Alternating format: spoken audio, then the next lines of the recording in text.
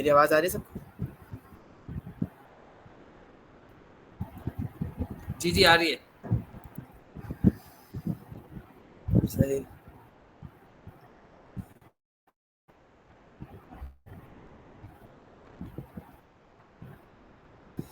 तो हम एजेंट्स देख रहे थे और एजेंट्स के अंदर हम टूल चॉइस को देख रहे थे।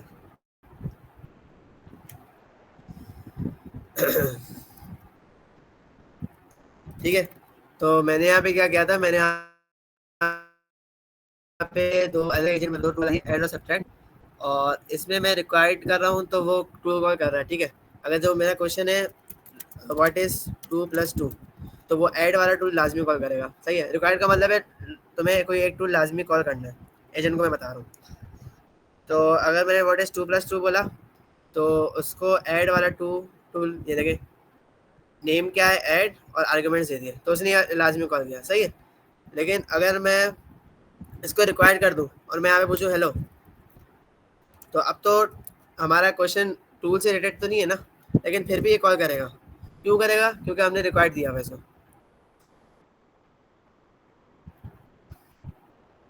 तो अब यहाँ पर भी ये लाजमी करेगा। कहाँ गया? ये रहा, ये रहा।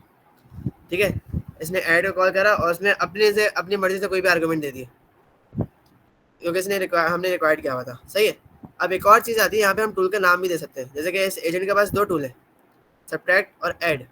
मैं यहाँ पे दे देता हूँ कि भाई सब्ट्रैक्ट, तो अब यहाँ पे हेलो सेट है, अब ये सब्ट्रैक्ट वाला टूल कॉल करेगा लाजमी। तो ये है होता है मॉडल टूल यूज बिहेवियर, और ये काम की चीज़ें काफ़ी, इससे रिलेटेड क्वेश्चन बनते हैं और बन सकते हैं काफ़ी। तो यहाँ पे देखें इसे सब्ट्रैक्ट वाला टूल कॉल किया। बाकी इसमें एक ऑटो होता है, ऑटो में उसकी मर्जी, वो कुछ भी करे, टूल कॉल करे ना करे। नन में अगर मैं नन लिख दूँ तो कभी भी कोई टूल कॉल होगा ही नहीं, यहाँ पे जितने भी टूल होंगे कभी भी कोई टूल कॉल नहीं होगा। एक मेरे दिमाग में अभी अभी एक सवाल आया, और मैं अभी तो नहीं कर रहा, आप लोग ट्राई करेगा। हमने पढ़ा है हैंड ऑफ एक टूल कॉलिंग है। सही है, हैंड ऑफ टूल कॉलिंग है। अगर मैं यहाँ पे नन कर दूँ और हैंड ऑफ करवाऊँ तो क्या हैंड ऑफ होना चाहिए नहीं होना चाहिए? Required auto none. जब आपने टूल कॉलिंग को ही नन कर दिया, यानी टूल चॉइस के अंदर नन रख कर दिया, तो हैंड्स ऑफ के अंदर भी तो वो एजेंट को एज अ टूल यूज कर रहा है, जी तो वो फिर नहीं जी करेगा। जी, नहीं होना चाहिए। मेरे दिमाग में ये आ रहा है, आप लोग ट्राई करेगा। मैंने अभी अभी तक प्रैक्टिकल नहीं किया है, मेरे अभी अभी दिमाग में आया मेरे। चले हम अच्छा, आगे इसके चलते हैं। अंदर 4 ऑप्शंस होती है ना, ये जो टूल चॉइस है इसके अंदर 4 होती हैं। एक तो रिक्वायर्ड होता है, रिक्वायर्ड मीन्स कि आपने जो टूल प्रोवाइड किए हैं उसने आंसर लाजमी जो है वो टूल को कॉल करके ही करना है। अब कौन सा टूल कॉल करना है वो उसकी मर्जी। एक होता है ऑटो, जिसके अंदर हम उसके ऊपर छोड़ते हैं, अगर दिल मतलब अगर उसे लगता है कि टूल कॉल करना चाहिए तो वो करता है, अदरवाइज नहीं करता। एक होता है नन, जिसके अंदर वो कभी भी टूल कॉल करेगा ही नहीं, भले वो रिक्वायर्ड मतलब आपने जो भी क्वेश्चन किया है यूजर ने वो लाजमी उससे रेलेवेंट हो के मतलब उस टूल को कॉल होना चाहिए। बट अगर आपने चॉइस के अंदर नन दिया है तो वो एलएलएम खुद से ही आंसर देगा, टूल को कभी भी कॉल नहीं करेगा। और एक होता है स्पेसिफिक नेम। मुझे स्पेसिफिक नेम वाले में समझना है कि स्पेसिफिक नेम तो फिर तो वो टूल ही हो गया ना, फंक्शन टूल, क्योंकि जो हम टूल बनाते हैं वो हम स्पेसिफिक नेम से बनाते हैं। जैसे अभी आपने ऐड का बनाया हुआ है, सब्ट्रैक्ट का बनाया हुआ है, तो चौथा वाला ऑप्शन जो है वो किस तरह से हम इसको देंगे? चौथा वाला जो स्पेसिफिक नेम है, उसमें ये होता है कि हमें, जैसे कि मेरे पास दो टूल है, अब मैं यहाँ पे कोई स्पेसिफिक नेम बता दूँ कि भाई ये वाला टूल कॉल करो, तो वो वाला टूल लाजमी कॉल करेगा। रिक्वायर्ड में और स्पेसिफिक नेम में फ़र्क है। रिक्वायर्ड में एक टूल लाजमी कॉल होगा, वो डिपेंड किया जाएगा हमारे इससे। ठीक है, और जो स्पेसिफिक नेम है तो उसमें वो वाला स्पेसिफिक नेम क्या नाम है, लाजमी कॉल होगा। उसमें हमारा जो यूज़र इंस्ट्रक्शन है ये मायने नहीं रखती। और रिक्वायर्ड में कोई एक टूल कॉल होगा, अगर यूजर इंस्ट्रक्शन इररेलेवेंट हुई तो वो अपनी मर्जी से कोई कर देगा। और मर्जी से भी मैंने देखा है, जो यहाँ पे लिस्ट पे पहले आ रहा है वो वाला हो रहा है। ठीक है, और अगर रेलिवेंट हुई तो वो वाला होगा, मतलब जो क्वेश्चन होगा उसके हिसाब से होगा। लेकिन जो स्पेसिफिक नेम है उसमें वो स्पेसिफिक नेम वाला ही होगा। अच्छा, मीन्स आप ये कहना चाह रहे हैं कि रिक्वायर्ड के अंदर ये वाली बात है कि जब हम रिक्वायर्ड दे रहे हैं तो रिक्वायर्ड में वो अपनी मर्जी से जो है वो टूल कॉल करेगा। अब चाहे वो सब्ट्रैक्ट वाला करे या वो जो है वो ऐड वाला करे। और उसमें भी आपने बताया कि जो हम पहले उसे बता देंगे, यानी अगर मैंने सब्ट्रैक्ट पहले पास किया है तो वो सब्ट्रैक्ट को कॉल करेगा। लेकिन अगर मैं स्पेसिफिक नेम दे दूं, यानी कि टूल चॉइस के अंदर ही मैं ऐड दे दूं, तो फिर मेरे इनपुट के ऊपर मैं जो क्वेश्चन करती हूँ तो वो हर बार में फिर ऐड वाला टूल ही कॉल करेगा। जी जी, देख लेते।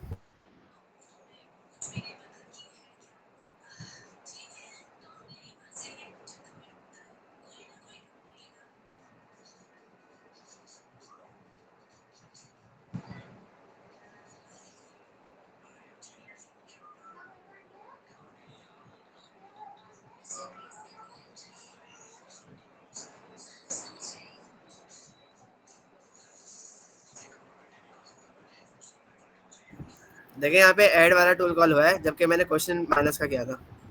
और इसने आंसर यहाँ क्या पे दिया मैंने है? बता दिया कि जीरो भाई दिया ऐड है। वाला करना। आंसर इसने जीरो दिया नहीं, है, वो तो करेक्ट एलएलएम के आंसर पास दिया जब है, गया, गलत दिया है? हाँ जीरो दिया, लेकिन कुछ केसेस में ये होता है कि ये समझ जाता है और ये बोल देता है कि भाई टूल का आंसर गलत है, फिर वो अपने ध्यान से दे देता है, क्योंकि ये तो बहुत ऑब्वियस सी बात है ना, ये जो है अच्छा, एक और चीज फसी भाई, एक और हमें पता चीज है है आप इसके अंदर जो है ना, अब मैंने एक चीज और भी फेस की थी, वो मैं आपको बताती हूँ, इंटरेस्टिंग थी। आप इससे ना आज की डेट पूछें। आप जो भी एलएलएम, मतलब जोन सा भी एलएलएम का मॉडल यूज कर रहे हैं, आप इससे जो है ना टूल भले दें ना दें, आप इससे आज की डेट पूछें। मैंने डेट पूछी ना तो मुझे उसने डेट दी 24 अक्टूबर 2024। और मैं शॉक थी कि मैं, हम तो 25 में बैठे हुए। तो फिर मेरे दिमाग में ये वाली बात आई कि सर ने बताया था कि इसके अंदर बहुत ज्यादा, सर अली आफ्ताब ने बताया था एक दफा कि एलएलएम जो है वो 1 साल के बाद अपडेट होते हैं, यानी कि रोज अपडेट नहीं होते। तो वो 1 साल के बाद अपडेट होते हैं। तो क्या ये आपने जिस हिसाब से जिस ईयर में अपडेट हुए थे वो डेट दे रहे होते हैं? उसने मुझे एक्चुअल डेट नहीं दी। इसमें मैं सिर्फ इतना कि ऐड करना चाहूंगा कि एलएमएस जहां तक ट्रेन हुआ था ना, उसने वहां की डेट दी, लेकिन टूल कॉलिंग फंक्शन अप्लाई नहीं हुआ। अगर वो कॉल होता तो वो जाकर आपको करंट डेट दे देता। नहीं तो टूल तो था ही नहीं ना उसके अंदर, मतलब मैंने तो कोई टूल पास किया ही नहीं था। मैंने तो सिंपल एक सवाल दिया था उसे कि भाई आज की डेट क्या है, तो उसने मुझे उसके अंदर पुरानी डेट दी, उसने मुझे आज की डेट नहीं दी। और मेरे बिल्कुल, पास, मैंने बेसिकली अपने इसका यही यूट्यूब जवाब है पे कि एलएमएम्स के पास जो है ना, तीन किस्म की चीजें होती हैं। एक इसके पास हिस्ट्री होती है, हिस्ट्री के अंदर वो टूल कॉलिंग यूज नहीं करेगा। लेकिन अगर आप उससे पूछोगे what is the weather in Karachi for example, या what is the time right now, तो उसके लिए उसको टूल फंक्शन अप्लाई करना पड़ेगा। बाकी फसी भाई आपको ज्यादा अच्छा एक्सप्लेन कर देंगे, मैं खाऊंगा बीच में टपक पड़ा हूँ।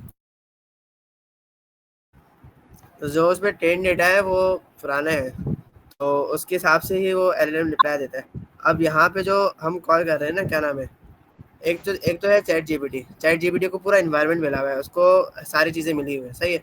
तो उस वो हमें रियल टाइम डेटा दे देता है, इसलिए क्योंकि उसके पास पूरा इन्वायरमेंट है, उसके पास लाखों टूल्स हैं। लेकिन अभी जो हम यूज़ कर रहे हैं ना, हम डायरेक्ट एलएलएम से बात कर रहे हैं, जो दिमाग पीछे है। तो वो जो ट्रेंड हुआ है वो पुराने डेटा में ट्रेंड हुआ है, तो वो उसके हिसाब से आंसर देगा ना फिर।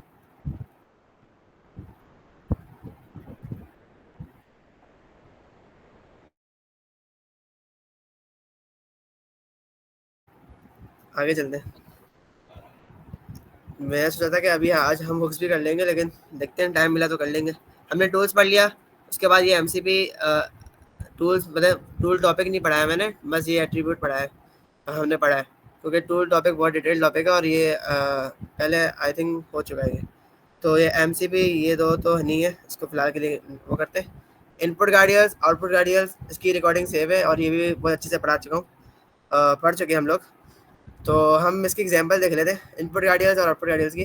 ठीक है, कि यहाँ पे की है, तो इसमें ये क्या एक्सेप्ट करता है, लिस्ट ऑफ इनपुट गार्डियल। ठीक है, हमने पढ़ी थी 5 क्लासेस होती है गार्डियल्स के रिलेटेड, तो हमने 5 की 5 पढ़ी थी। और 2 डेकोरेटर्स होते हैं, हमने वो डेकोरेटर्स भी पढ़े थे। तो वो बहुत अच्छे से पढ़े थे। अगर वो क्लास रिकॉर्डेड है, किसी को देखनी है तो वहाँ से देख लेगा। बाकी हम बस ये देख लेते हैं कि ये यूज़ कैसे हो रहा है, उसकी कोई एग्जांपल होगी, मैं दिखा देता हूँ। अच्छा तो इनपुट फसी भाई, गार्डियल आप मुझे काइंडली बताएंगे कि क्लास जो रिकॉर्डेड है तो वो कहाँ रिकॉर्डेड है, किसी चैनल पर है? नई चैनल पे नहीं है, इसी चैट पे है ना, लिंक शेयर करते हैं, किसी के पास है लिंक। अच्छा, वैसे तो मैं आप लोगों की क्लासेस नहीं ज्वाइन कर पाती, आज शायद पहले ही इत्तेफाक हुआ है कि मैं आप लोगों की क्लास ज्वाइन कर पा रही हूँ। तो इसलिए मुझे पता नहीं है कि आप लोगों के सेशंस कब होते हैं और आप लोग कब कंडक्ट कर रहे होते हैं। मैं बहुत कम ही एक्टिव होती हूँ। हम्म, सही। तो यहाँ पे चैट में है ना, आपको मिल जाएगी, वो कर देंगे। नहीं करेंगे तो मैं आपको शेयर कर दूँगा। अच्छा यहाँ पे क्या, हाँ इनपुट गार्डियन और आउटपुट गार्डियन देख रहे थे, तो हम सिंपल से एग्जांपल देख रहे थे गार्डियंस के अंदर। तो यहाँ पे देखिए एजेंट्स के अंदर इनपुट गार्डियन से एक लिस्ट आती है, ठीक है, लिस्ट होती है। यहाँ पे इसकी टाइप क्या होगी, इनपुट गार्डियन। अगर मैं यहाँ पे देखूँ तो यहाँ पे इनपुट गार्डियन आ रही है, सही है। तो ये हम पास करते हैं। अब ये टॉपिक तो नहीं पढ़े हम, क्योंकि ये हमें डिटेल में पढ़ा हुआ है। बस मैं ये दिखाना चाह रहा हूँ कि हम इसको ऐसे पास करते हैं, और बाकी गार्डियन का काम क्या होता है, वो क्या करता है, वो सब हम पढ़ चुके हैं। तो ऐसे ही यहाँ पे आउटपुट गार्डियन भी है। इसमें ना अभी टाइम यूज़ करने की ज़रूरत नहीं है, मतलब अभी हमें हुक्स भी पढ़ना है और भी चीज़ें, क्योंकि अभी जो आखिरी की है ना, ये बहुत टाइम ले लेगी हमारा। टूल इज बिहेवियर, इसमें काफ़ी चीज़ें आ जाती हैं। अच्छा आउटपुट टाइप भी, ये भी थोड़ा टाइम ले लेगी। पहले हम ये देख लेते हैं आउटपुट टाइप क्या होता है। हम एलएलएम को फोर्स मतलब बता दें कि हमें आंसर इस टाइप में चाहिए, कोई पर्टिकुलर टाइप हो या कोई क्लास हो। हम बोले थे कि भाई मुझे आप जो आंसर दे रहे हो वो इसका इंस्टेंस बना के दो, ठीक है। तो वो एलएलएम क्या होता है, वो इसके टाइप में आंसर देता है, ठीक है। अब यहाँ पे हमने एक एक्स्ट्रा चीज़ ऐड कर ली, क्या, टाइप। अब हमने जब एक्स्ट्रा चीज़ यहाँ पे ऐड कर ली कि हम उसको टाइप बता रहे हैं,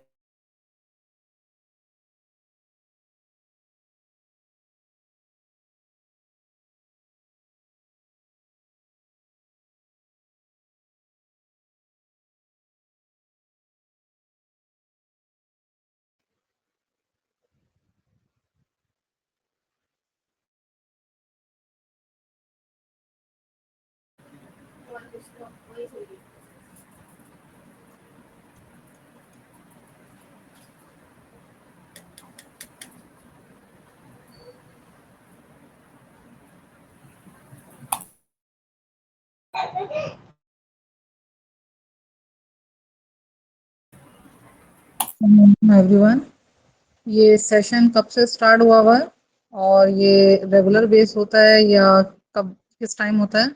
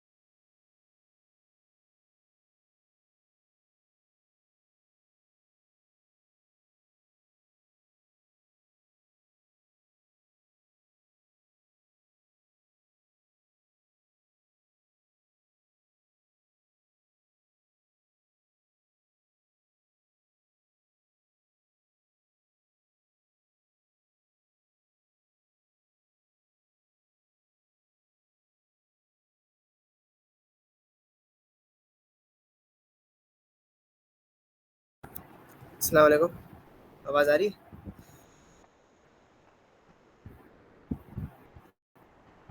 आवाज़ आ रही है? मेरा नेट चला गया, मैंने अभी डेटा से ज्वाइन किया है, पता नहीं जी आ रही है आपकी वॉइस। पहली बार नेट नेट चला गया था, तो अभी करता हूँ।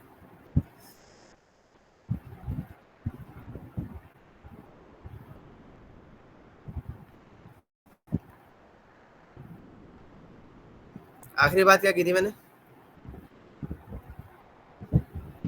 गार्डियल्स के बारे में बता रहे थे आप, गार्डियल्स की वीडियो रिकॉर्ड है। अच्छा अच्छा, हाँ उसके बाद मैं ये बता रहा था कि यहाँ पे अगर की आउटपुट टाइप है, मैं इसमें ये बता रहा था कि आउटपुट टाइप हम जो भी देंगे, ये टाइप क्या होगी। बेसिकली इस की का मकसद ये है कि हम अपनी कोई सी भी टाइप दे सकते हैं। यहाँ पे इन्होंने डॉक्स में भी लिखा हुआ है, या क्या नाम है, पैरेंटिंग मॉडल हो या फिर डेटा क्लास हो। हाँ, फिर एलएम क्या करेगा, उस पर्टिकुलर टाइप पे हमें आंसर देगा, ठीक है, उसका इंस्टेंस बना के आंसर देगा। तो ये काफ़ी हेल्पफुल रहता है कुछ केसेस में। और हम यहाँ पे कोई भी टाइप दे सकते हैं जब यहाँ पे नहीं है। दूसरी चीज़ ये ये एक ये एक वो है फैक्ट है कि हम कोई भी टाइप देंगे ना, वो पीछे बैकएंड में ना इस आउटपुट स्कीमा बेस का इंस्टेंस ही बनेगा जाके। वो कैसे होगा, या तो हम पहले एक क्लास आती है एजेंट आउटपुट स्कीमा, ठीक है। मैं आपको दिखाता हूँ, इसमें ना एक्स्ट्रा चीज़ हटा देता हूँ। एजेंट आउटपुट स्कीमा एक क्लास है। या तो मैं इस क्लास को कॉल करूँ, इसके अंदर टाइप डाल दूँ, इस क्लास को कॉल करके इसके अंदर टाइप डिफाइन कर दूँ, तो क्या होगा, ये मुझे ना इस स्कीमा ये जो इंस्टेंस आ रहा है ना, ये इसका इंस्टेंस बना के दे देगी। और फिर वो जो इंस्टेंस आएगा मैं वो एजेंट के अंदर पास करूँ। या तो ये तरीका है मेरे पास, या दूसरा तरीका ये है कि मैं डायरेक्ट अपनी टाइप डिफाइन कर दूँ। तो होगा क्या, बैकएंड में पीछे जाके इसी का इंस्टेंस बनना है, सही है। बैकएंड में जाके इसी का इंस्टेंस बनेगा, हम नहीं करेंगे। अगर हम करेंगे तो वो कुछ नहीं होगा, मतलब वैसे ही चले जाएगा आगे। अगर हम नहीं करेंगे तो जो रनर की क्लास है ना, ये रनर की जो क्लास है, ये रनर क्लास जो है, इसके अंदर एक मेथड है आउटपुट स्कीमा के नाम से, गेट आउटपुट स्कीमा। यहाँ पे क्या होता है, यहाँ पे हमारी टाइप को देखेंगे, अगर हमारा स्कीमा में से पहले से बना हुआ है, ऑलरेडी हमने बना दिया, तो वो डायरेक्ट रिटर्न हो जाएगा। लेकिन अगर ऐसा नहीं है तो आउटपुट स्कीमा ये जो क्लास कॉल होगी और उसके अंदर हमारी टाइप जाएगी और उसका इंस्टेंस रिटर्न हो जाएगा, सही है। तो उसका मतलब इसका इंस्टेंस लाजमी है। अब पीछे बैकएंड में इसी का इंस्टेंस में आउटपुट टाइप को हैंडल किया जा रहा होगा, सही है। ये तब की बात है जब हम आउटपुट टाइप डिफाइन करें। लेकिन अगर हमने आउटपुट टाइप डिफाइन नहीं करी, जैसे कि हम पहले से नन होती है ना, और या स्ट्रिंग है तो नन रिटर्न हो जाएगा, तब हमें इन सब की चीज़ों की ज़रूरत नहीं है। लेकिन हम कोई क्लास बनाते हैं या कुछ और करते हैं, उसे हम प्रॉपर डिफाइन करते हैं, तो फिर ये होगा कि भाई हमारा जो इंस्टेंस होगा वो एजेंट आउटपुट स्कीमा बेस में पीछे बैकग्राउंड में चल रहा होगा, सही है। अच्छा फसी भाई, यहाँ पे मेरी थोड़ी सी एक और वो क्लियर करें। यहाँ पे हमने यहाँ पे जैसे एनी दिया है, अगर हमें स्पेसिफिक कोई टाइप चाहिए होती है तो वो फिर हम अपना ऑब्जेक्ट बना के जो है वो पास करते हैं। लेकिन हमें जो एलएलएम की तरफ से रिस्पॉन्स मिलता है वो तो हमेशा स्ट्रिंग में ही मिलता है ना, टेक्स्ट फॉर्मेट में। देखिए, मिलता हमेशा स्ट्रिंग फॉर्मेट में, ये नहीं। जैसे कि हम कहेंगे जेसन जेसन होता है ना, टाइपस्क्रिप्ट में एक चीज़ थी स्ट्रिंगिफाई और पार्स, है ना। तो हमें वो स्ट्रिंग में दे रहा है, जैसे कि हमें आर्गुमेंट्स भी वो दे रहा था ना। तो आपने गौर किया होगा कि उसमें उसकी जो जेसन का ऑब्जेक्ट था उसके इर्द गिर्द स्ट्रिंग आ रही होगी, लेकिन वो अंदर पूरा ऑब्जेक्ट बना के देता है। मैं जैसे कि ये एग्जांपल थी ना, हाँ मैं इसको रन करता हूँ। माइक ऑफ कर दीजिए खुला हुआ। तो यहाँ पे देखिए ये जो रिस्पांस देगा, यहाँ पे देखिए इसने आर्ग्यूमेंट्स भी हमें स्ट्रिंग में दी है, ये स्ट्रिंग कोटेशन के अंदर है। लेकिन ये क्या है, एक पूरा स्ट्रक्चर बना के दिया है, सही है। फिर हम क्या करते हैं, हमारे पास एक फंक्शन आता है, एक क्लास है, ये एक्स्ट्रा हो जाएगा, इंपोर्ट जेसन, और जेसन डॉट लोड्स। इसके अंदर हम स्ट्रिंग में हुआ हुआ डेटा डालते हैं। जो स्ट्रिंग में डेटा होता है ना, तो ये हमें डायरेक्ट क्या करता है, वो रिटर्न कर देता है अंदर का डेटा, मतलब स्ट्रिंग हटा देता है बाहर से। ऐसे ही अगर हमें ऑब्जेक्ट को स्ट्रिंग करना, जैसे कि ये हुआ है, तो यहाँ पे एक और मेथड होता है, इसका नाम होता है Jason dot dumps. Jason dot ये एक्स्ट्रा चीज़ है, ये पता नहीं चाहिए वैसे। इसके अंदर हम स्ट्रिंग वाला डेटा वो नहीं, सॉरी, इसके अंदर हम डायरेक्ट ऑब्जेक्ट डालते हैं एज इक्वल्स टू कुछ, तो ये मुझे ना इस फॉर्मेट में दे देगा। और अगर मैं इस फॉर्मेट में इसमें दूंगा तो ये मुझे इस फॉर्मेट में दे देगा। तो ये चीज़ है। तो अभी हम देख लेंगे ना किस फॉर्मेट में दे रहा है आंसर। हम क्या करते हैं, मैंने एक नई टाइप वो बना ली थी, ठीक है, इसमें बस सिर्फ कॉन्फ़िगरेशन की हुई है मैंने। मैं क्या करता हूँ, मैं पायरेंटिक का बना लेता हूँ। अच्छा हाँ, पहले मैं एरर डिस्कस करता हूँ, एग्जाम्पल करते हैं, उसके बाद एरर डिस्कस करूँगा कौन कौन से एरर आ सकते हैं। ठीक है, फ्रॉम पायरेंटिक क्लास के नाम से बना लेते, किसी भी टाइम से बना लेते।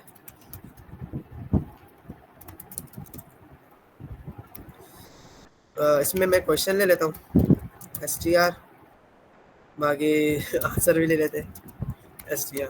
अभी बेसिकली ना मैं कोई ज़्यादा लंबा काम नहीं करना चाह रहा, इसलिए मैंने ना बेसिकली जो यूज़र पूछेगा वो मैं ले रहा हूँ उसमें, और आंसर मतलब वो मुझे ना इस फॉर्मेट में जाके देगा।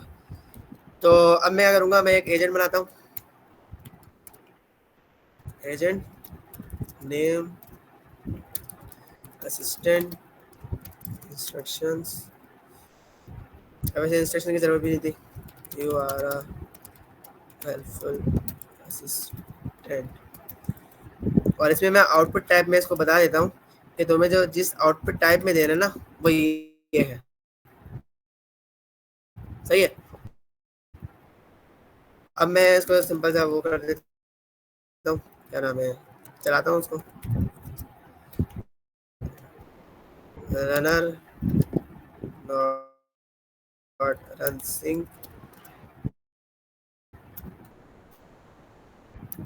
स्टार्टिंग एजेंट एजेंट क्या, ये जो मुझे आंसर देगा ना उसमें वो एक ऑब्जेक्ट देगा किसका, इस आउटपुट टाइप का, और उस आउटपुट टाइप का ऑब्जेक्ट में क्या करेगा, क्या कहेंगे इसको, ये तो एक क्वेश्चन देगा, क्वेश्चन में हमारे ये क्वेश्चन रख देगा, और आंसर में जो उसने आंसर दिया वो रख देगा। ठीक है, इसलिए मैंने सिंपल सी बनाई है कि फिर बाकी ज़्यादा काम करना पड़ता है उसमें। लगता है आज एजेंट में ही क्लास खत्म हो जाएगी। हुक्स कैसे पढ़ेंगे, हुक्स वैसे छोटा सा टॉपिक है लेकिन फिर भी टाइम तो लगता है। इसके इनेबल को हटा देता हूँ मैं, इसको चलाते नहीं, गलत फाइल चला दी। फाइल का नाम है आउटपुट टाइप। इसलिए कोई क्वेश्चन है चैट में, स्क्रीन नहीं आ रही, स्क्रीन आ रही है ना, वरना अभी तक लोग बोल देते। देखिए इसने ऑब्जेक्ट दिया है, और उस हमारा जो हमने जो क्लास बनाई थी उसका इंस्टेंस दिया है, उसके अंदर क्वेश्चन भी डाल दिया और आंसर भी डाल दिया, इस्लामाबाद। तो हमने हमने क्या करा, एलएलएम को इन्फोर्स कर दिया कि मुझे उस क्या हमारे गिवन टाइप में हमें आंसर दो। ठीक है, ये कुछ केसेस में बहुत ज़्यादा यूजफुल रहता है। हम एक काम करते हैं, हम इनेबल पर्पस भी कर लेते हैं। अच्छा, ये क्या करता है, ये हमेशा डिक्शनरी मतलब स्ट्रिंग के अंदर डिक्शनरी जैसे आर्ग्यूमेंट्स कैसे दे रहा था, ये स्ट्रिंग के अंदर डिक्शनरी दे रहा था ना, उसके पास तो टाइप वाइप थोड़ी जारी होती है। अब देखें यहाँ पर भी जो इसने आंसर दिया है, कहाँ गया एलएलएम रिस्पॉन्स, इसने डिक्शनरी दी है। आपको पता होगा ऑब्जेक्ट और डिक्शनरी का फ़र्क, तो उसने डिक्शनरी दी है। अब इस डिक्शनरी से ये ऑब्जेक्ट का इंस्टेंस कैसे बना, ये सारा काम कौन कर रहा है, ये हमारी ये वाली क्लास कर रही है, सही है। जब भी हमारा जो आखिर में आंसर आता है, जो पीछे इंटरनल जो हमें क्या नाम है, हमारी जो टाइप होती है उसको रैप किया जाता है, वो इस क्लास में किया जाता है। इस क्लास का काम होता है सारी चीज़ें हैंडल करना, सही है। इस क्लास के अंदर बहुत सारी चीज़ें हैं, ये मैंने पढ़ी थी और मुझे काफ़ी टाइम भी लगा था इसमें। इसमें 3 से 4 किस्म के एरर्स भी हैं, जैसे कि एरर से मुराद के किस किस केसेस में एरर आएगा। पहली चीज़ एरर आने की, पहली चीज़ ये होगी कि अगर एलएलएम ने कोई गलत वो दे दिया, मतलब ऑब्जेक्ट गलत दिया, हमारे टाइप के मुताबिक नहीं दिया, तो वहाँ पे एक मॉडल बिहेवियर एरर क्रिएट होगा। ठीक है, और वो मॉडल बिहेवियर की बात ये है कि हमने पेरेंटिंग की क्लास दी, कुछ भी दिए, जैसे हमने यहाँ पे पेरेंटिंग का बेस बना दिया, अगर मैं इसको ये ना दूँ, मैं डायरेक्ट ये दे दूँ टाइप, बैकएंड में जाके ये पेरेंटिंग में ही कन्वर्ट हो रहा होता है, सही है। मतलब इस क्लास को पेरेंटिंग में ही आगे वो चीज़ें चेक कर रहे होते हैं, और जो एरर देता है ना, मतलब पेरेंटिंग में ही एक चीज़ है, मैं अभी वो भी दिखा दूंगा। ब्ला ब्ला ब्ला, नहीं एरर क्यों है, एक मिनट, एरर आया है ड्यूरिंग नीचे क्या बोल रहा है, इन्फॉर्मेशन पेरेंटिंग का एरर आया है, पेरेंटिंग का एरर आ रहा है कि पेरेंटिंग एरर, ये एरर की जगह मुझे पता है कहाँ पर आ रहा है, लेकिन इसने को रैप क्यों नहीं किया पेरेंटिंग में। हाँ टाइप एडेप्टर, ये इसके स्कीमा के अंदर का कोड है। अगर मैं इसके अंदर जाऊँ ना तो इसके अंदर का कोड है ये रहा, तो यहाँ पे ये एरर बोल रहा है। हाँ अच्छा, ये बेस मॉडल की वजह से आ रहा है, लेकिन डॉक्यूमेंटेशन में लिखा हुआ है और वहाँ पर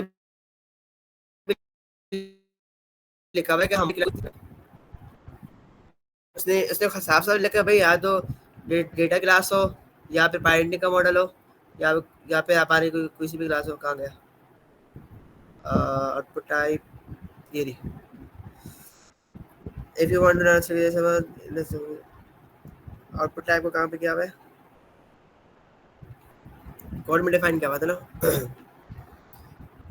ये देखना पेरेंटिंग मॉडल हो, डेटा क्लास हो, टाइप बिट हो एक्सेट्रा, हमारी क्लास हो, मर्जी है, तो ये आना नहीं चाहिए। चले फिलहाल हम इसका ना उस पर देखते हैं, वरना अभी इसको मैं ना सॉल्व करके मैं आपको बता दूंगा कि एरर क्यों आया। अभी अभी करने बैठूंगा तो टाइम लग जाएगा, जो हम कर रहे हैं वो उस पर वो नहीं हो पाएगा फिर। लेकिन ये मैं आपको बता रहा हूँ, देखे मैंने जो आपको अभी थोड़ी देर पहले बात की पेरेंटिंग कौन होता है, ये उसमें ही क्या नाम है, पेरेंटिंग के मॉडल में ही किया जा रहा है। ठीक है, ये एरर आया है क्योंकि मैं अगर आपको एक नज़र कोड दिखा देता हूँ, अगर कोई खुद से पढ़ना चाहता है वो भी पढ़ ले। यहाँ पे ना जो वैलिडेट करता है कि भाई हम जो ऑब्जेक्ट दे रहे हैं क्या वो सही ऑब्जेक्ट है कि नहीं, वो कौन वैलिडेट करता है, वो ये वैलिडेट करता है, कहाँ गया ये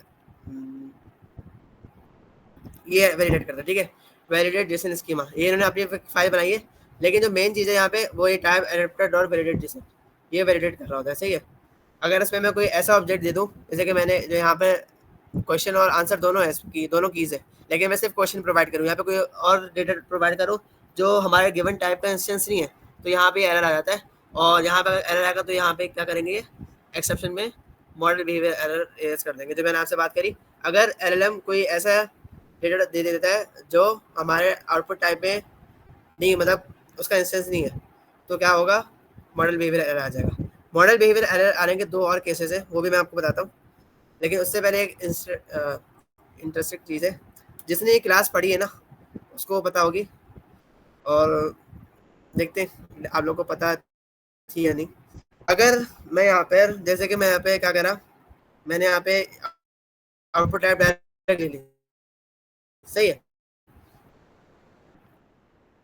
अब मैं इसको ना यहाँ पे जरूरी नहीं कि मैं यहाँ पे कोई अपनी कस्टम क्लास बनाऊँ, मैं यहाँ पे str भी लिख सकता हूँ। ठीक है, यहाँ पे मैं इंटीजर भी लिख सकता हूँ। मैं यहाँ पे इंटीजर लिखा और मैंने यहाँ पे बोल दिया कि भाई यहाँ पे मैंने, हाँ यहाँ पे मैंने उसको बोल दिया कि जो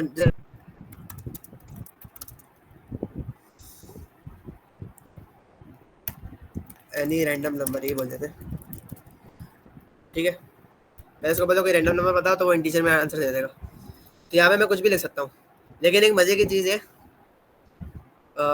वो मैंने कमेंट अंदर देखे, हाँ ये क्या हुआ है, ये हुआ भी इसी वजह से कि मैंने ना पीछे छेड़ा हुआ है, ये मैं जब पढ़ रहा था ना तो मैंने छेड़ा हुआ है, इसको मैं सही कर देता हूँ। ये देखे मैं यहाँ पे कमिट किया हुआ है, इसको मैं हटा देता हूँ। अरे यार ये देखे काफ़ी, अगर अंदर जा के पढ़ते हैं ना इससे काफ़ी फ़ायदा होता है। अगर हम कोई ऐसी टाइप दे देते हैं जैसे कि इंटीजर हो गया या फिर बुलियन हो गया या फिर लिस्ट हो गया या फिर कोई टपल हो गया, ठीक है, हम ऐसे कोई टाइप दे देते हैं तो पीछे ये हमें पता है कि भाई हमारे कोई भी टाइप होगी हम डिफाइन करेंगे तो वो क्या होगा, इस क्लास की ये क्लास कॉल होगी, हमने रनर के कोड के अंदर देखा था। ठीक है, ये क्लास कॉल होगी और उसके अंदर वो टाइप जाएगी, तो ये क्लास क्या करेगी, ये एक खुद की टाइप बनाएगी, ठीक है, जिसका नाम होगा आउटपुट टाइप। उसके अंदर एक डिक्शनरी, वो एक डिक्शनरी मतलब एक की होगी उसके अंदर जिसका नाम होगा रिस्पॉन्स, और उस रिस्पॉन्स के अंदर हमारा डेटा आएगा। सही है, और फिर जब डेटा हमारा निकाल लेंगे उसमें से, एलएलएम तो उस डेटा दे देगा उस स्ट्रक्चर में, लेकिन उसमें जब निकाल लेंगे तब वो क्या करेगा, मैं आपको ना कोड दिखा देता हूँ। जैसे कि इसका मतलब है रिस्पॉन्स, यहाँ पे समझ लिखा हुआ है रिस्पॉन्स। ठीक है, तो जब हम डेटा निकाल लेंगे तो क्या करेंगे, उस ऑब्जेक्ट में से वो रिस्पॉन्स की लिखेंगे तो यहाँ पे क्या आएगा, उसकी वैल्यू आ जाएगी, सिंपल। तो ये सीन है, इसकी का नाम रिस्पॉन्स कैसे पता चला, ये ऊपर लिखा है यहाँ पे। सही है, ये मैंने अंदर जाके पढ़ा तो मुझे अब यहाँ पे दिखाता हूँ मैं आपको। 42 आंसर आया। नॉर्मल आपको 42 दिखेगा, लेकिन आपने वर्बोस खोला हुआ है ना, तो आपको पता होता है कि भाई यहाँ पे देखिए एलएम रिस्पॉन्स में क्या आ रहा है, रिस्पॉन्स इज इक्वल टू 42, जबकि हमने यहाँ पे सिर्फ इंटीजर निकाला। यहाँ पे रिस्पॉन्स एक एक्स्ट्रा की आई है और उसके अंदर हमारा डेटा आया। किस केस में? जब हमारे टाइप कौन सी हो, इंटीजर हो जाए, बूलियन हो जाए, या फिर लिस्ट हो जाए, टपल हो जाए। अच्छा एक और चीज़, हम यहाँ पे डिक्शनरी नहीं दे सकते। मैं यहाँ पे तो डिक्शनरी एस टी आर और कुछ भी दे दूँ, एस टी आर दे दूँ, और मैं इसको बोलूँगा name of any city of Pakistan with its population. ठीक है, यहाँ पे एरर आ जाएगा, हम इसमें डिक्शनरी डायरेक्ट नहीं दे सकते। ये मुश्किल तो नहीं हो रहा? ये थोड़ा आउटपुट टाइप मैं वैसे बता रहा हूँ, इसको है ना डिटेल में पढ़ना चाहिए, आपको चीज़ें समझ आएगी काफ़ी। देखिए एरर आ गया। अच्छा यहाँ पे कौन कौन सी टाइप आती है, ये मैंने पूरा वो बनाया हुआ है इसका। एजेंट आउटपुट टाइप में आऊँ अगर, देखिए यहाँ पे मैंने बनाया हुआ है स्कीमा। यहाँ पे ना इसके बारे में मैंने सारी चीज़ें लिखी हुई है, विद रिस्पॉन्स की, विदाउट रिस्पॉन्स की। तो इसमें विद रिस्पॉन्स की में देख रहे थे हम कौन कौन सी है, तो ये वगैरह ये सारी चीज़ें ना अगर ऐसे होगी तो हमारे पास रिस्पॉन्स की आएगी। सही है, ये मैंने सारा लिखा हुआ है इसमें। और अगर हम नॉर्मली कोई डिक्शनरी वो बनाए विदाउट डिक्शनरी, जैसे कि हम कोई आउटपुट टाइप बनाए और उसे पास करें, यहाँ पे स्ट्रिंग लिखें, यहाँ पे नन दे, तो उस केस में क्या होगा, डायरेक्ट हमारे पास आंसर आएगा। ये बात समझ आई सबको?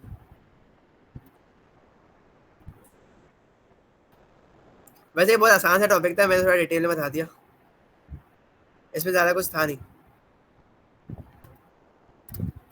अगर मैं यहाँ पे लिस्ट ऑफ वो दूँ ना हमारी आउटपुट टाइप, लेकिन हमारा आउटपुट टाइप में ऐसा कुछ है नहीं, मैं कर लेता हूँ। मैं यहाँ पे क्या करता हूँ, सिटी करता हूँ, और यहाँ पे क्या करता हूँ, पॉपुलेशन करता हूँ।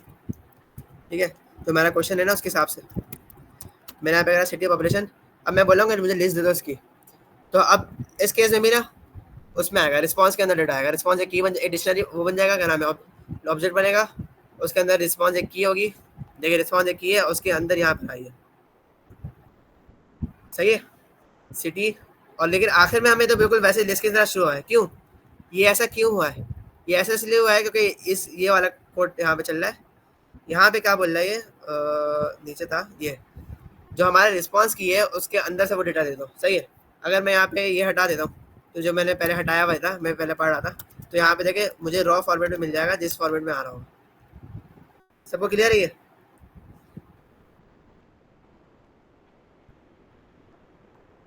कॉल एंड सून, अभी तो पूरा हुआ भी नहीं।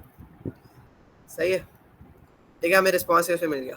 तो ये चीज़ पता हो, क्या पता हो, मैं दावा नहीं करता कि यार सिर्फ मुझे ही पता थी और किसी को नहीं पता थी। जिसने क्लास पढ़ी होगी ये वाली खोल के, उसको पता होगी। सही है, तो आप आगे चलते हैं। आउटपुट टाइप भी हो गया हमारे पास। अच्छा हमारे पास एरर्स थे कुछ।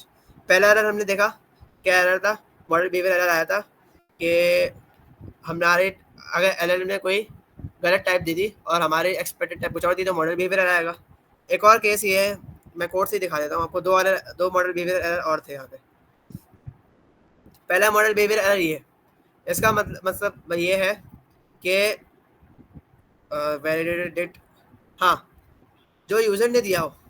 ठीक है, जैसे कि हम यहाँ पे एक्सेप्ट क्या कर रहे हैं, एक्सपेक्ट क्या कर रहे हैं, यहाँ पे हम लिस्ट एक्सपेक्ट कर रहे हैं। अगर एरर में डायरेक्ट लिस्ट दे दी, रिस्पॉन्स ऐसे ऑब्जेक्ट नहीं बनाया, तो एक एरर आ जाएगा मॉडल बिहेवियर का।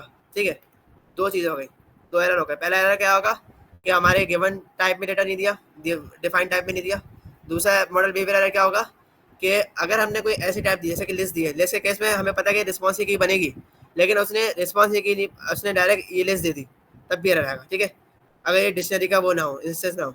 तीसरा एरर क्या आएगा, जो हमारी रिस्पॉन्स वाली की है, अगर ये की ना हो या फिर इसकी जगह कुछ और हो, मतलब यहाँ पे जो इसकी वैल्यू है ना, इसकी वैल्यू ऊपर डिफाइन है, इसकी वैल्यू मतलब यहाँ पे ये रिस्पॉन्स की ना हो, इसके अलावा वो कुछ और की दे दे वो, तब भी एरर आएगा। सही है, तो ये तीन एरर है मॉडल बिहेवियर एरर के। बात समझ आई? चलो आगे चलते हैं, तो बहुत इसको डिटेल में आप लोग पढ़ लेगा, जबकि मैंने है ना यहाँ पे काम किया हुआ है, इतनी सारी फाइल्स बनाई हुई है सिर्फ एजेंट आउटपुट के लिए ही बनाई हुई है। ये आई थिंक ये वाला कोड पुश नहीं होगा क्योंकि मैंने एक कल या परसों ही पढ़ा है, तो फिर मैं ये वाला भी कोड पुश कर दूंगा इंशाल्लाह, ये वाला इस फाइल का एजेंट आउटपुट वाला। हम आगे चलते हैं, आउटपुट टाइप हो गई और इनपुट गाड़ी आउटपुट गाड़ी सबको पता है। हुक्स होते हैं, ये हम पढ़ने जा रहे थे लेकिन आई थिंक ये हुक्स तो कवर नहीं होंगे अभी। फिर हम ये टू यूज बिहेवियर स्टार्ट करते हैं अगर ये हो जाए क्लास खत्म होने तक।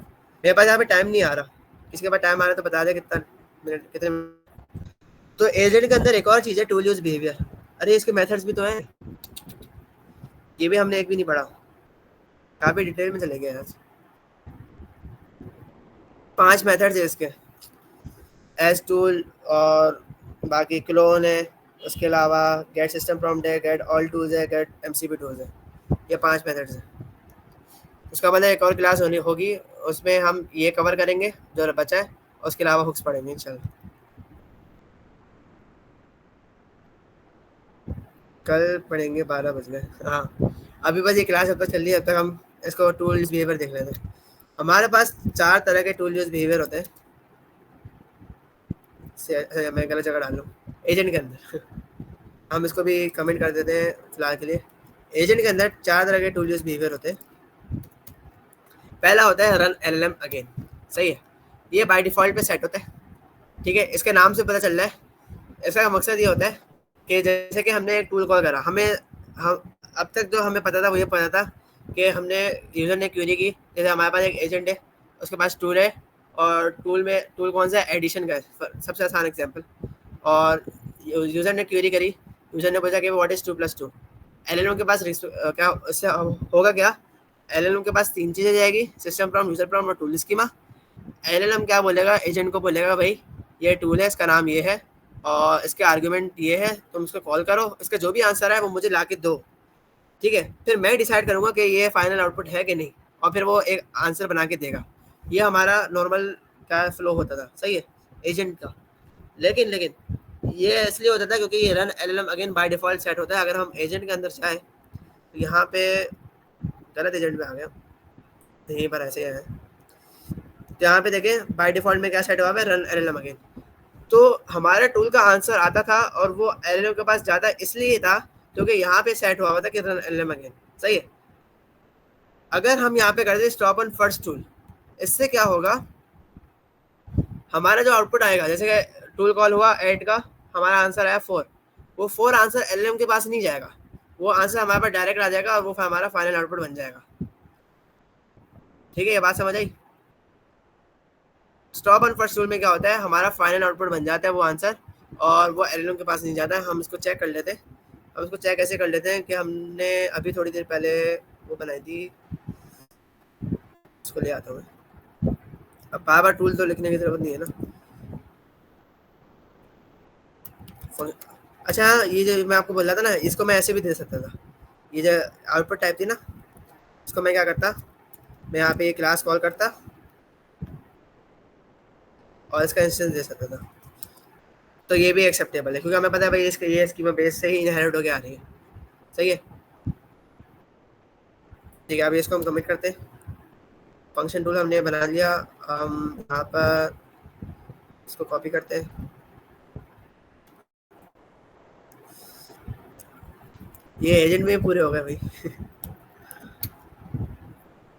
ऐड, इसको टूल भी दे देते हैं,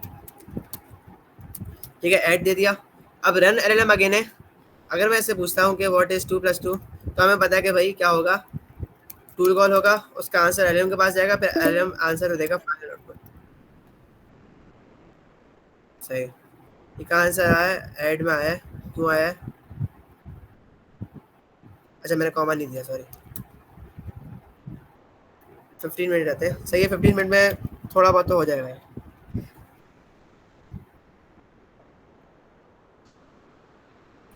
अब ये देखें, हमें पता है कि भाई 3 चीज़ें आती है एलएलएम के पास,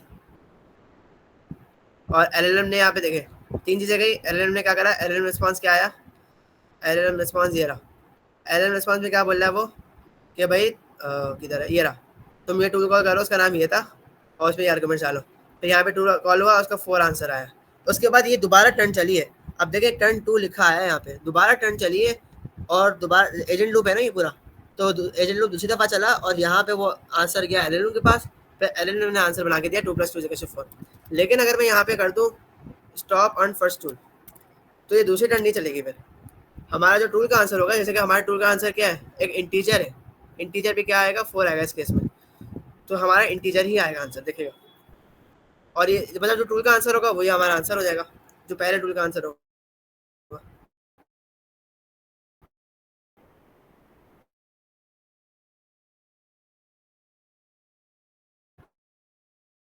व्हाट इज 2 + 2, यहाँ पे देखिए ये होता है स्टॉप एंड फर्स्ट टूल। अच्छा एक मजे की बात ये है, आज क्या आपको ये भी बताता हूँ ना, अगर मैं एलएलएम को बोलूँ कि एक साथ 2 काम करें, फिलहाल मैं ना इसको रन एलएलएम अगेन में दिखाता हूँ, फिर मैं आपको उसमें दिखाऊंगा। अब मैंने यहाँ पे सब्ट्रैक्ट का भी बना दिया और यहाँ पे मैं सब्ट्रैक्ट भी दे देता हूँ उसको, और मैं बोल देता हूँ व्हाट इज 2 + 2 एंड 32 - 5। सही है, मैंने 2 क्वेश्चन कर लिए एक साथ। तो अब एलएलएम क्या बोलेगा, एक ही साथ बोलेगा कि भाई तुम इस टूल को कॉल भी करो, इस टूल को भी कॉल करो, एक साथ 2 आर्गुमेंट दोनों दे देगा। अच्छा याद रहे, हमेशा हमारे टूल कॉल जो होते हैं ना वो पैरेलल होते हैं, मतलब ये नहीं होता कि भाई एक टूल कॉल होता है फिर दूसरा टूल कॉल होता है। अगर एलएलएम ने बोला 2 टूल कॉल करो, उसके आर्गुमेंट्स दे दिए, तो वो दोनों टूल एक साथ कॉल होंगे। सही है, अब देखें यहाँ पे इसने दोनों दे दिए, इसने बोला कि भाई इसको भी करो इसको भी कॉल करो। सही है, या सेपरेट में सेपरेट के आर्गुमेंट्स गए, ऐड में ऐड के आर्गुमेंट्स गए। ठीक है, क्लास चल रही है। फिर क्या हुआ, दोनों टूल कॉल है, इसका 27 आंसर आया, इसका 44 आंसर आया, फिर एलएलएम के पास गया और वो फाइनल आउटपुट बन गया। सही है, हमारे यहाँ पे आंसर आया, यहाँ पे फाइनल आउटपुट आ गया। लेकिन अगर हम करते हैं स्टॉप ऑन फर्स्ट टूल, इसमें मसला एक है, इसमें एक मसला ये है कि बैकएंड में कोड सेव हुआ है कि भाई एलएलएम ने बोला कि 3 टूल कॉल करो तो वो 3 करता है, उस वो ये टूल यूज बिहेवियर नहीं देखता। टूल यूज बिहेवियर इसमें बोला है स्टॉप ऑन फर्स्ट टूल। इसका अगर मैं आसान लफ्ज़ों में बताऊं, इसका मतलब ये है कि जो फाइनल आउटपुट होगा वो हमारे पहले टूल का होगा। सही है, इसका मतलब ये नहीं कि एक ही टूल कॉल होगा, नहीं नहीं नहीं नहीं, इसका मतलब ये है कि हमारा जो फाइनल आउटपुट होगा वो हमारे पहले टूल का होगा, इसका मतलब ये। सही है, अब देखें मैंने दोनों टूल दोनों दिए हुए, मैं उसको बोला कि भाई मैंने इसका बिहेवियर ये सेट कर दिया। अब एलएलएम ने अगर बोला कि 2 टूल कॉल करो तो एजेंट भी 2 टूल ही कॉल करेगा और वो भी पैरेलल। अगर एलएलएम बोले 10 करो तो वो 10 करेगा। अब देखें हुआ क्या, इसने बोला कि दोनों टूल कॉल करो, जबकि मैंने क्या लिखा था स्टॉप ऑन फर्स्ट टूल, पहले टूल में रुक जाओ। लेकिन इसने बोला कि दोनों टूल कॉल करो, इसने भी दोनों ही टूल कॉल किए, पहले 4 आया इसका, फिर बाद में 27 आया, लेकिन जो हमारा फाइनल आउटपुट बना वो 4 बना। ये बात समझ आई सबको?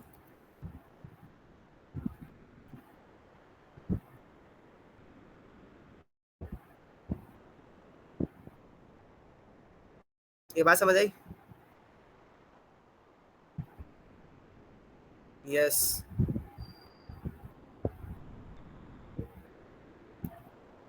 तो ये हमारे टूल यूज बिहेवियर थे, 2 हो गए हमारे पास।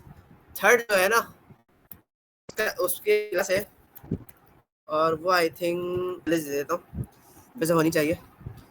अब देखें कोई क्लास है, जैसे कि हमने ना एक अंदर आते हैं फिलहाल, हमने देखा यहाँ पे कि हमने ये 2 तो पढ़ लिया। अब हम ये पढ़ने जा रहे हैं stop at first tool, stop at tools और tools to final output function.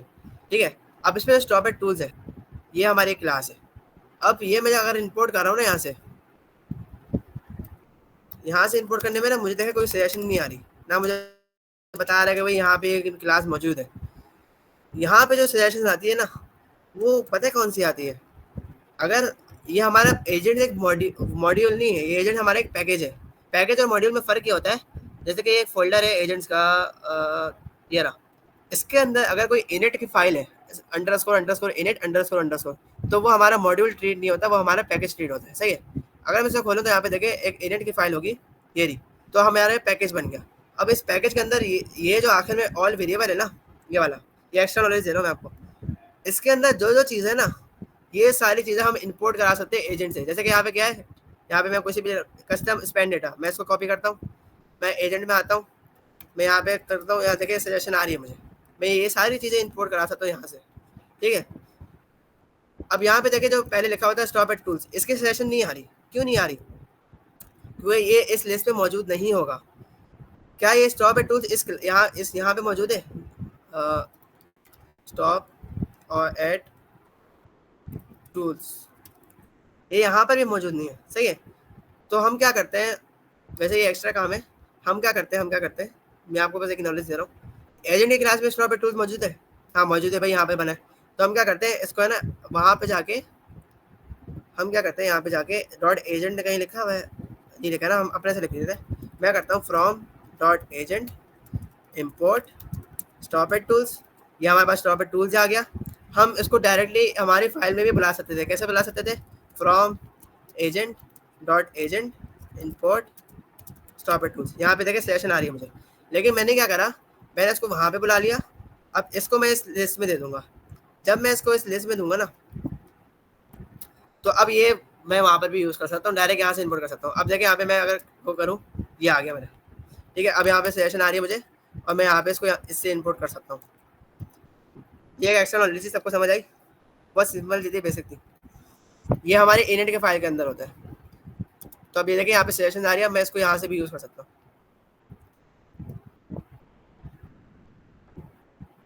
तो बेसिकली ये क्लास है, ठीक है। हम यहाँ पे इस क्लास को भी दे सकते हैं। स्टॉप, यहाँ पे एक क्लास को कॉल करेंगे, इसके अंदर एक की होती है, इसका नाम होता है ये स्टॉप एट टूल्स नेम। ये एक एरे है, इसके अंदर मैं जिस टूल का नाम लिखूंगा ना, जैसे कि मैंने बोल दिया कि भाई सब्ट्रैक्ट, तो सब्ट्रैक्ट टूल अगर कॉल हुआ, अगर सब्ट्रैक्ट टूल कॉल होगा तो उसका जो आंसर होगा वो हमारा फाइनल आउटपुट बनेगा, सही है। अगर मैंने यहाँ पे लिखा ऐड, तो ऐड टूल कॉल होगा, उसका जो आंसर बनेगा वो हमारा वो होगा फाइनल आउटपुट। मैं सब्ट्रैक्ट लिखता हूँ, चेक करते हैं। किसी कोई सवाल है तो पूछ ले।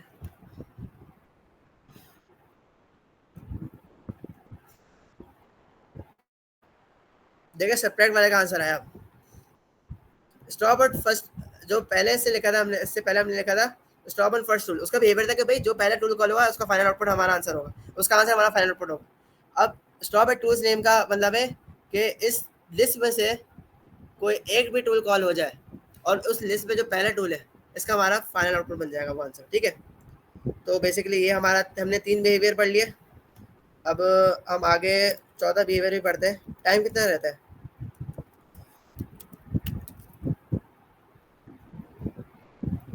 14 बिहेवियर बहुत आसान है, कुछ भी नहीं है इसमें।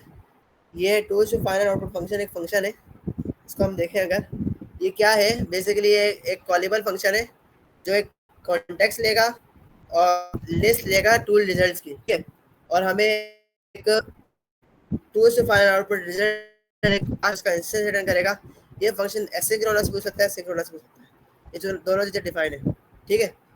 तो हम क्या करते हैं, यहाँ पे इसको मंगवा लेते हैं, 7 मिनट रहते हैं ना, ये हो जाएगा। Tools to final output result, ये मैं मंगवाता हूँ। आगे कॉन्टेक्स्ट रैपर भी मंगवा लेता हूँ। और तीसरे टूल उसकी क्या वो थी, लिस्ट ऑफ क्या है, फंक्शन टूल रिजल्ट, इसको भी ले जाते हैं, सही है। तो मैं एक फंक्शन बनाता हूँ जल्दी से, माय फंक्शन के नाम से, अभी नाम छोड़े, अभी किसी भी नाम से बना लेते, कॉन्टेक्स्ट या फिर रैपर के नाम से बना लेते, रन कॉन्टेक्स्ट रैपर। पहला पैरामीटर ये होगा, दूसरा पैरामीटर इसने क्या बोला था, लिस्ट होगी किसकी, जो हम लोग का अभी मंगवाया है, क्या नाम था इसका, फंक्शन टूल रिजल्ट, ठीक है। और ये रिटर्न क्या करेगा, ये रिटर्न करेगा tools to final output result. तो हम क्या करता हूँ, मैं इसको पहले एक प्रिंट करा लेता हूँ, माय फंक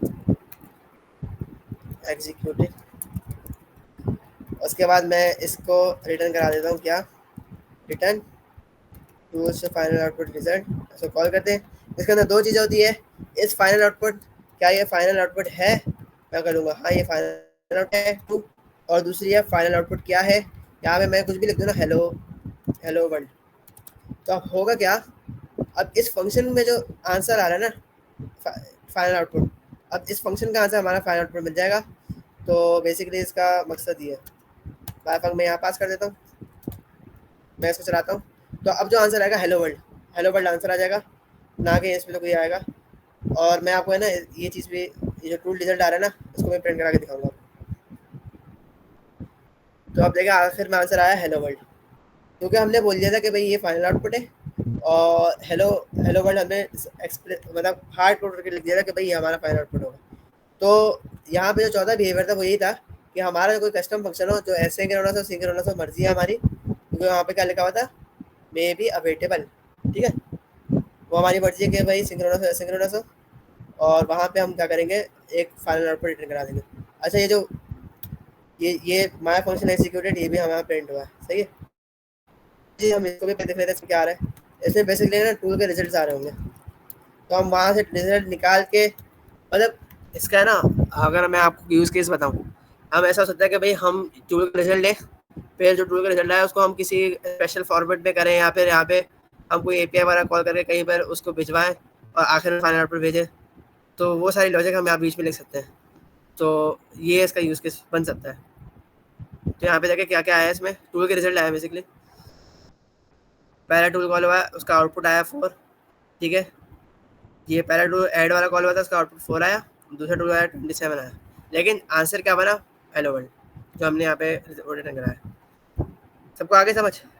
तो हमारे प्रॉपर्टीज़ हो गई हमने 2 घंटे क्लास में सिर्फ प्रॉपर्टीज़ पढ़ी है, मतलब हमने सिर्फ यहाँ पे एट्रीब्यूट्स पढ़े, हमने अभी वो पढ़ा ही नहीं, ना मेथड्स पढ़े ना हुक्स पढ़े।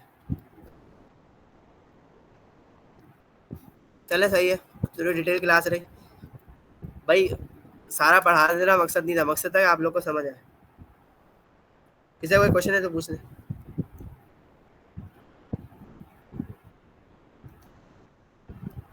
हाँ रिकॉर्डिंग इंशाल्लाह होगी।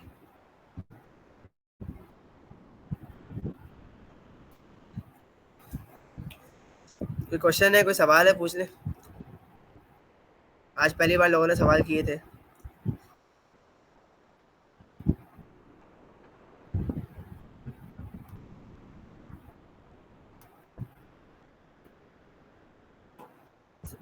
फिर क्या हम एंड करें इसे, सेशन एंड करें, सवाल नहीं है तो।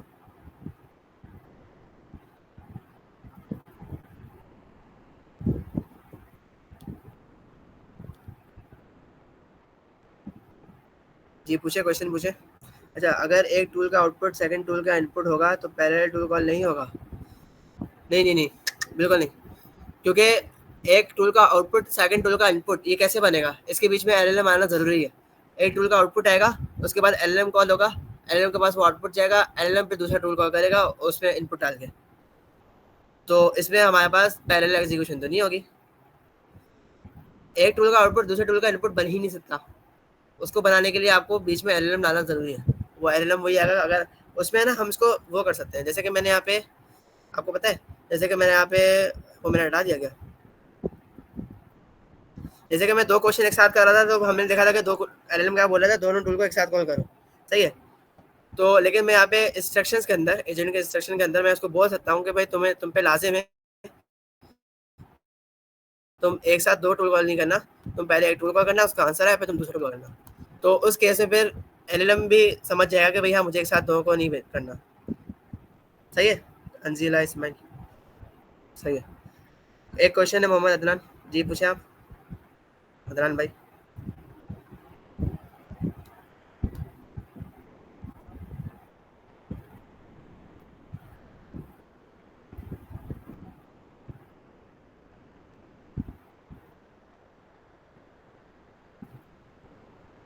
एक मिनट ही रह गया, सवाल है तो पूछ ले, यहाँ पे वो लिख रहे हैं अभी तक।